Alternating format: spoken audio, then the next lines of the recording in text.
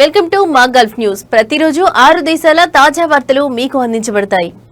భారత ప్రధానమంత్రి Narendra Modi Amir Sheikh Tamim bin Ahmed Al థానీకి ఫోన్ చేసి మాట్లాడారు. ఈ సందర్భంగా ఇటీవల జరిగిన ఇజ్రాయెల్ దాడి పట్ల సంఘీభావాన్ని తెలిపారు.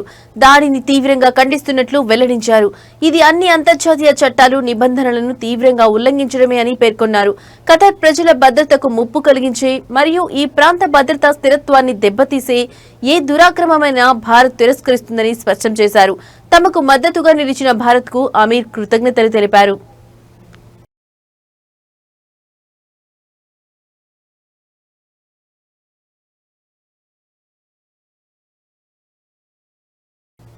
పెట్టుబడిదారుల రాకతో దుబాయ్, లండన్, ప్యారిస్ మరియు మిలన్ తర్వాత మధ్యప్రాచ్యంలో 4వ సంపన్న నగరంగా నిలిచింది. యూరప్, మిడిల్ ఈస్ట్ మరియు ఆఫ్రికాలో 4వ స్థానంలో నిలిచింది. ది రైజ్ ఆఫ్ దుబాయ్ అధ్యయనం ప్రకారం జూన్ 2025 చివరి నాటికి దుబాయ్ 86,000 మంది మిలియనీర్లు, 251 మంది సెంటీ మిలియనీర్లు, 23 మంది బిలియనీర్లకు నిలయంగా ఉంది. ప్రస్తుత వృద్ధి రేటు ఇలాగే కొనసాగితే 2040 నాటికి దుబాయ్ ప్రపంచంలోనే అత్యంత సంపన్న నగరంగా అవతరిస్తుందని న్యూ వరల్డ్ వెల్త్ పరిశోధన అధిపతి ఆండ్రూ అమోయిల్స్ అన్నారు. ఇక మొదటి స్థానంలో ఉన్న లండన్ 2,12,000 మంది మిలియనీర్లకు నిలయంగా ఉండగా ప్యారిస్ 1,63,000 మందితో 2వ స్థానంలో, మిలన్ 1,21,000 మందితో 3వ స్థానంలో ఉంది.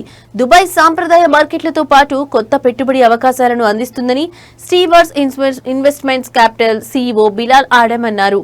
తక్కువ పన్నులు, అత్యంత వైవిధ్యభరితమైన ఆర్థిక వ్యవస్థ, పెరుగుతున్న ప్రాపర్టీ ధరలు, బలమైన ఎయిర్ కనెక్టివిటీ, బలమైన విదేశీ ప్రత్యక్ష పెట్టుబడులు, ఫస్ట్ క్లాస్ ఆరోగ్య సంరక్షణ వ్యవస్థ, మంచి అంతర్జాతీయ స్కూల్స్, ఏడాది పొడవునా టూరిజం కార్యకలాపాల కారణంగా దుబాయ్ పెట్టుబడిదారులకు ఆకర్షణీయ నగరంగా ప్రత్యేకతను నిలుపుకుంటుందన్నారు.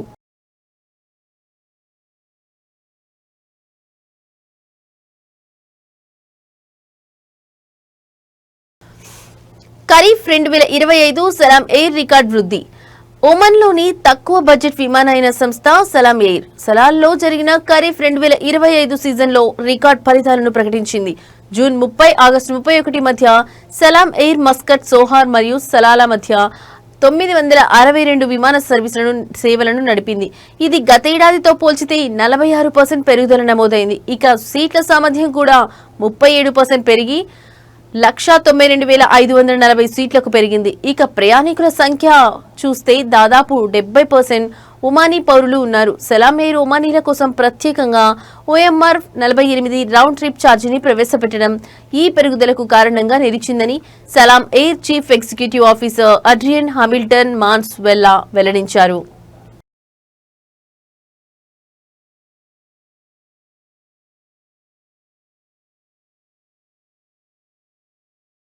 సౌదీ అరేబియాలోని 51 నగరాలు మరియు గవర్నరేట్లలోని 2,000 కంటే ఎక్కువ ఫీల్డ్ తనిఖీలను నిర్వహించినట్లు Saudi authority for intellectual property వెల్లడించింది. ఈ సందర్భంగా ట్రేడ్ మార్క్ చట్టాన్ని ఉల్లంఘించిన 3.6 మిలియన్లకు పైగా ఉత్పత్తులను సీజ్ చేసినట్టు తెలిపింది.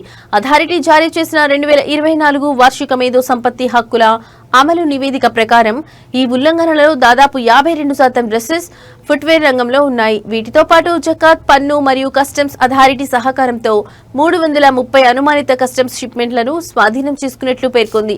దాంతో 6.7 మిలియన్లకు పైగా ఫేక్ ఉత్పత్తులు స్థానిక మార్కెట్లోకి ప్రవేశించకుండా నిరోధించినట్లు వెల్లడించారు. అదేవిధంగా డిజిటల్ రంగంలో 2024లో 7,900 వెబ్సైట్లు బ్లాక్ చేసినట్టు తెలిపింది. కాపీరైట్ రక్షణ చట్టాన్ని ఉల్లంఘించిన లైవ్ స్ట్రీమింగ్ సైట్లకు సంబంధించి 2023తో పోలిస్తే 128% పెరుగుదల నమోదైనట్లు పేర్కొంది. కాపీరైట్ మరియు ట్రేడ్ మార్క్ ఉల్లంఘనకు సంబంధించిన 3,200 కంటే ఎక్కువ ఫిర్యాదులు వచ్చినట్లు తెలిపింది.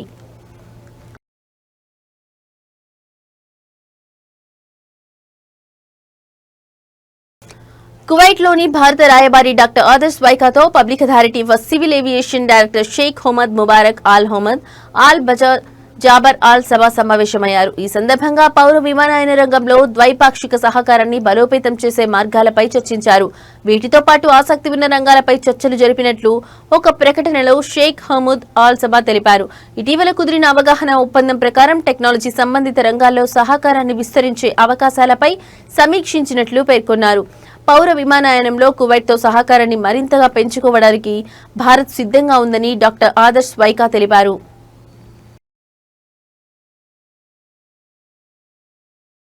స్టోర్లో చోరీని అడ్డుకున్న కార్మికుడిని కొట్టి చంపిన వ్యక్తికి కోర్టు జీవిత ఖైదు విధించింది. ఈ ఘటన తూర్పు రిఫాలో కోల్డ్ స్టోర్లో జరిగింది. సిగరెట్లు, జ్యూస్ బాక్స్ మరియు శాండ్విచ్ ను బిల్లు చెల్లించకుండా తీసుకెళ్తున్న వ్యక్తిని ఉద్యోగి అడ్డుకున్నాడు. ఈ క్రమంలో నిందితుడు అతడిని తీవ్రంగా కొట్టాడు. అనంతరం ఆసుపత్రిలో చికిత్స పొందుతూ మరణించాడు. కోల్డ్ స్టోర్ ఉద్యోగిని చంపినందుకు 30 ఏళ్ల వ్యక్తికి జీవిత ఖైదును ధృవీకరిస్తూ ఫస్ట్ ఇన్స్టాన్స్ మరియు హై క్రిమినల్ అప్పీల్స్ కోర్టుల తీర్పులను కాసేషన్ కోర్టు సమర్థించింది.